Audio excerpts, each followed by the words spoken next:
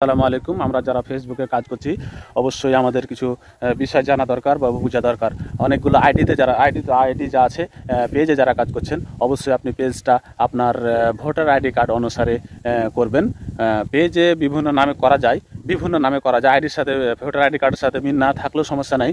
তবে আপনার জন্য উচিত হবে আপনি ভোটার আইডি কার্ড অনুসারে যে আপনার নাম্বার আছে বা নাম আছে, যে নামটি আছে সে নামটি দিয়ে চেষ্টা করবেন। নর্মালি পেজ খুলতে হলে আপনার কিন্তু ম্যাচ করে না, মানে বহু নাম থাকার ফলে ম্যাচ করে না, একাধিক পেজ থাকার ফলে না এটা হয় না। তার জন্য আপনি ভোটার আইডি কার্ডের যে নাম আছে সে নামের আগে সাইডে 1 2 3 4 5 অথবা 0 1 2 3 এই ধরনের একটা বা অমুক নাম অমুক দিয়ে একটা অফিসিয়াল এই ধরনের একটা কোনো আপনি নাম দেবেন। যে নামটা দিলে আপনার জন্য আইডি কার্ডের অনুসারে যেটা নিয়ম আছে, আইডি কার্ডে যে নাম আছে সে নাম অনুসারে আপনি কাজটা করবেন, অবশ্যই আপনার জন্য সুবিধা হবে। যে কোনো নামে করা যায়, পেজে কোনো সমস্যা নেই। তবে অবশ্যই আপনি আপনার ভোটার আইডি কার্ডে